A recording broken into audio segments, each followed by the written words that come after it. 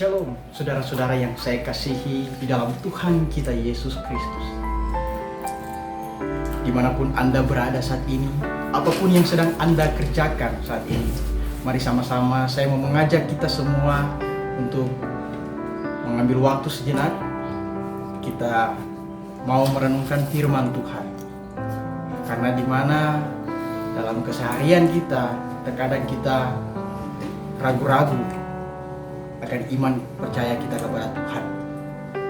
Terkadang kita membutuhkan suatu tanda, kita membutuhkan mujizat, lalu kemudian kita bisa percaya. Mari sama-sama kita belajar dalam firman Tuhan yang terambil dari Injil Lukas pasalnya yang keempat, ayatnya yang ke-29 hingga yang ke-30. Firman Tuhan berkata, mereka bangun lalu menghalau Yesus keluar kota dan membawa dia ke tebing gunung, tempat kota itu terletak, untuk melemparkan dia dari tebing itu.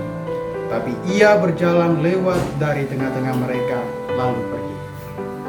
Saudara-saudara yang saya kasihi di dalam Tuhan, banyak terjadi pada zaman sekarang ini.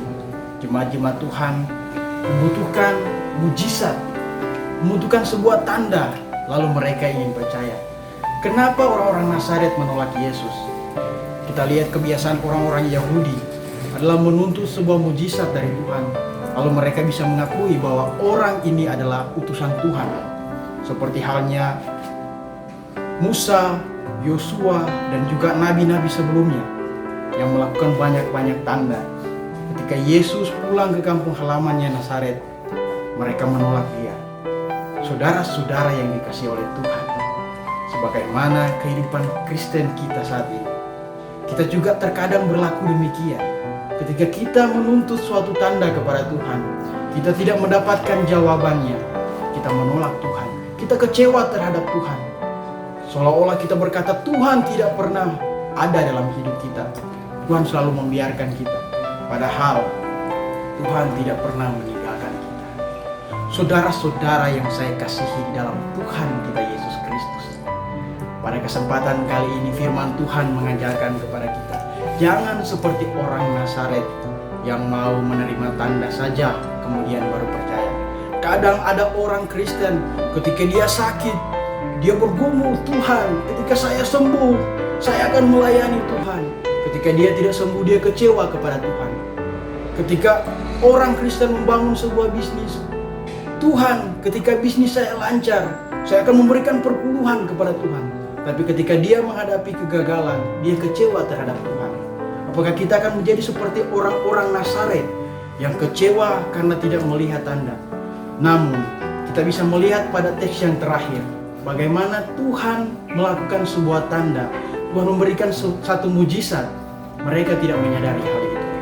Mereka mendorong Yesus untuk jatuh dari tebing. Tapi dengan kuasa Tuhan, dia berjalan melewati mereka dan mereka tidak bisa berbuat apa-apa. Itu salah satu mujizat yang tidak pernah mereka sadari. Saudara-saudara yang saya kasihi di dalam Tuhan kita Yesus Kristus, terkadang hal demikian terjadi dalam kehidupan kita. Kita menuntut satu mujizat yang besar, kita menuntut suatu tanda secara nyata, tapi kita tidak pernah melihat tanda-tanda kecil yang Tuhan lakukan dalam kehidupan kita. Tuhan memberikan kita kesehatan, kekuatan, nafas kehidupan yang sampai saat ini kita masih boleh berdiri, kita bisa melakukan segala sesuatu. Itu hanya karena kasih karunia Tuhan. Itu adalah mujizat yang Tuhan berikan dalam kehidupan kita. Mari saudara-saudara, saya mau mengajak kita sekalian untuk kita tetap yakin dan percaya tanpa harus menuntut satu mujizat dari Tuhan. Ketika orang Kristen percaya dengan teguh dan yakin bahwa penyertaan Tuhan selalu nyata dalam kehidupannya, dia tidak akan pernah kecewa walaupun hidupnya tanpa ada mujizat besar dari Tuhan. Karena hal-hal yang kecil yang Tuhan lakukan dalam hidup kita akan menjadi besar ketika kita memaknai bahwa itu adalah kasih Tuhan yang besar pada hidup kita.